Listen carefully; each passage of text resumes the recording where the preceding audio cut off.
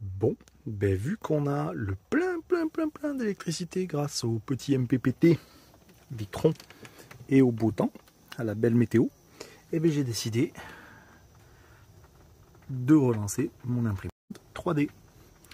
Donc là je me suis fait chier sur le bed de leveling, classique pour les connaisseurs, hein. Et puis là je suis en train de voir si je vais pouvoir lancer une petite impression, si ça se passe bien. Sachant que là, vous voyez, elle est en train de démarrer, elle monte en température. Et quand elle monte en température, c'est là qu'elle consomme le plus, hein. Voilà, là elle vient me biper parce qu'elle est prête. Donc elle se lance. Bref, on va voir si je réussis à la configurer correctement et si je peux imprimer quelques petits trucs dans le van. Et pour les curieux, voilà comment ça se passe. C'est sous le lit que j'ai installé l'imprimante. Et donc là, elle est en train de faire une impression que j'ai renommée donc bed labyrinthe.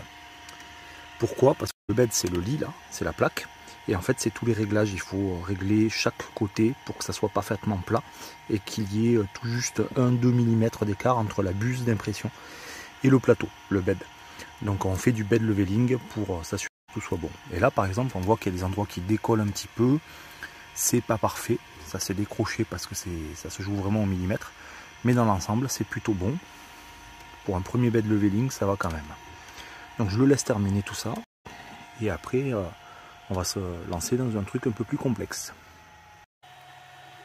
Et pendant ce temps-là, l'imprimante bosse. C'est pas une impression super propre. Mais on va la laisser aller jusqu'à la fin. Parce que ça fait 2h40 que ça tourne. Histoire de voir si ça sera utilisable. Il s'agit d'un bouchon. Un DIN 51 pour les jerrycans. Voilà. Hey, mais c'est que l'impression est terminée. Et il est là le bouchon. Le bouchon pour jerrycan. Hop.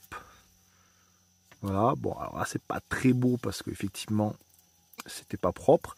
Toutes ces parties-là, ça va être à enlever. Et puis c'est un bouchon de jerrycan, donc avec un pas de vis intérieur qu'il va falloir que je nettoie. Avec un petit trou que j'ai dimensionné moi-même en logiciel 3D pour faire passer un tube, donc un tuyau. Voilà. Et l'impression m'aura prise 3h30. Voilà, sachant que ça m'aura bouffé dans les 30 ampères, grosso modo. Donc voilà, les petites geekeries que je fais dans le Geeko Mobile avec l'impression 3D. Et voilà le résultat, voilà ce que ça donne une fois qu'on a un peu nettoyé l'impression 3D. Bon, on voit quand même, comme je disais, que les parties supérieures ont mal été imprimées, mais c'est pas très grave. Dans l'ensemble, c'est un bouchon qui va être parfaitement fonctionnel. Donc là, j'ai défait toutes ces petites parties que vous voyez là. Voilà. Et à l'intérieur, il y avait aussi des supports sur les rainures. Donc là, voilà, tout est fait. Tout est propre. Tout ça, c'est à jeter, mais c'est classique sur les impressions 3D. Il y a toujours des parties à nettoyer. Et ça, c'est le bouchon qui va me servir sous l'évier. Je vais vous montrer. Pour ceux qui ont suivi l'impression 3D, la dernière que j'ai faite, voilà le genre de petites choses que on peut faire avec une imprimante 3D, sur mesure du coup. C'est un bouchon pour les jerrycans que j'ai bavuré, nettoyé. Donc il est prêt à l'utilisation, même si on voit que l'impression est un peu foirée sur le dessus. Il reste parfaitement fonctionnel. Et comme je le dis, c'est fait sur mesure pour un jerrycan. Le petit trou que vous avez là, c'est pour pouvoir passer le tuyau qui va venir évacuer de mon eau de cuisine vers le jerrycan. Donc c'est un jerrycan qui me sert pour l'eau sale. Essentiellement tout ce qui est me laver les dents, faire la cuisine, etc.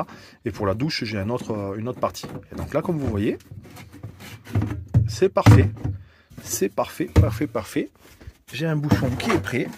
Et là, donc, mon évacuation passe par là. Et je vais reprendre ici. Donc là, j'ai l'ancien bouchon d'ailleurs. Et je vais l'insérer dans le jerrycan. Ça va être parfait. Ça va légèrement le contraindre. Et donc voilà, une petite impression 3D bien utile.